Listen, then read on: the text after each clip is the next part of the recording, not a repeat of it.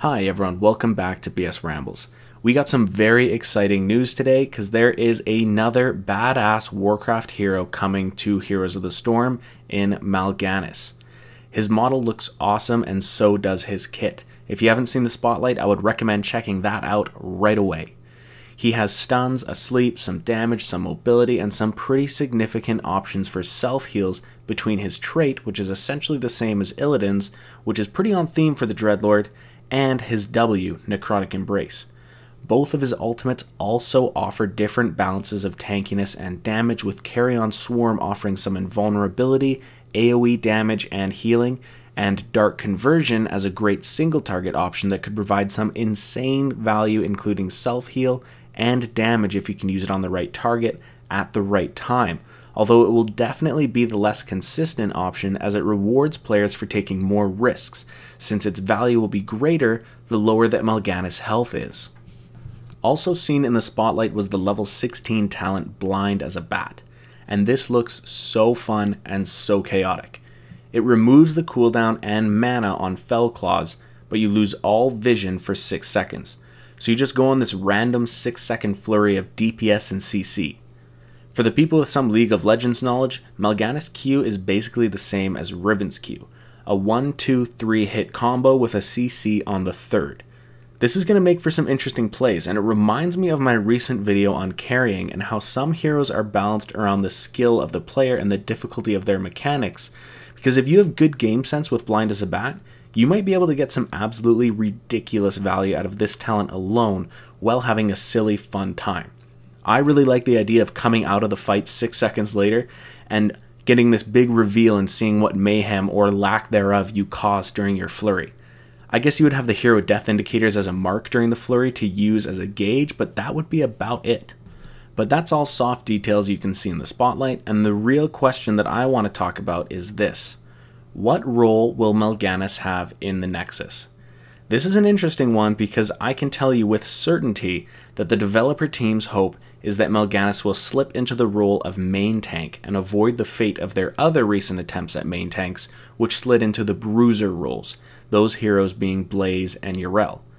The dev team themselves have publicly stated before that they are not really sure what makes a main tank, and the unclearness of the parameters are what has resulted in the aforementioned Blaze and Yrel falling short of the main tank position.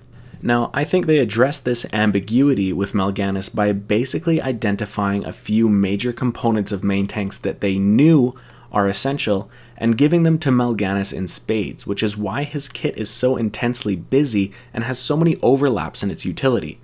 I call this the shotgun approach. It might be overkill, but you sure as heck won't miss. They know main tanks need crowd control, so they gave him 2. They know main tanks need good survivability, so they gave him 3 different methods of healing himself. They know main tanks need damage to be a present threat to backlines. Well, they've given him consistent output through all of his abilities, and then they went ahead and sprinkled in some mobility options just for the heck of it. This is a pretty blunt way of addressing the ambiguity of main tanks, but it sure is going to work. From what I can see of Mal'Ganis' kit here, is that he will fit terrifically into the main tank role, which is really great. It seems to me that he has the offensive capabilities to be a threat on the front line, along with the defensive abilities to survive and provide peels to his team. But there is other potential here too, because in the current meta there is a lot of bruisers, and I'm certain that he'll be able to perform well as the main tank with a heavy bruiser alongside him like Sonya, Blaze, or Yrel, but I even think that he will have high potential being the off tank alongside another offensive main tank like Diablo or Muradin. Whether he can be chosen on his own with softer bruisers like Thrall or Alarak will depend highly on how his abilities and self-heals in particular are going to be tuned, but we're going to find that out soon enough. I do have to assume, because of the power of the CC and self-heals that we see inside his kit, that his damage has got to be pretty low. Because as far as the overall kit power of Mal'Ganis, well, frankly, it looks absolutely insane.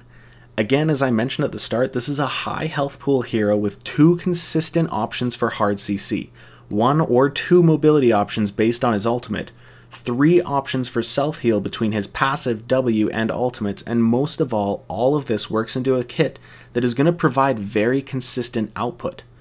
How do I know that the output will be consistent? Well, because his kit is primarily going to be dealing spell-based damage while creating opportunities to mix in auto attacks, which means that his output will not be negated by blinds or spell armor. Think of the consistency of output in a hero like Sonya, which is due to the same balance of short cooldown melee range ability damage and auto attack damage. That is what we're going to see in Mal'Ganis, which means that the counterplay is going to be quite limited. He will always be able to provide value in fights regardless of counterplay. So again, back to what I said, assuming his numbers are going to be low, this kit is still just insane right now, so I have to think that his numbers are going to be tuned down to compensate for the versatility that we are seeing, especially with talents like Blind as a Bat in the mix, which has potential for some seriously insane plays. I actually can't wait to see the first big highlight clip of somebody stomping an entire team with a well-placed use of that talent, because I guarantee that within the first week we see some ridiculous plays on teams who get caught at choke points. So to boil this all down, if I had to describe my feelings about the Mal'Ganis Spotlight in one word, it would be hype. He looks fun as hell. An aggressive main tank, hopeful, with a dynamic kit that will offer fun, creative, and dynamic gameplay, which is exactly why Heroes of the Storm is so fun. His kit pushes the boundaries of MOBA mechanics in a fun and creative way, providing a new and unique interaction without breaking so many rules that we find him too annoying to play against in the Nexus, the way some players find certain Overwatch characters to be. I'm fully on board with this.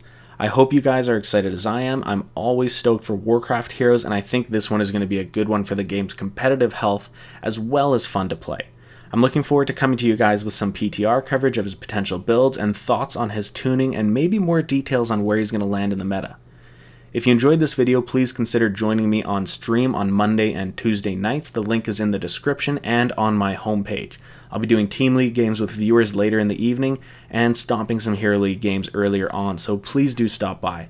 Other than that, you can do the YouTube do if you want to help me out by liking, commenting, and subscribing.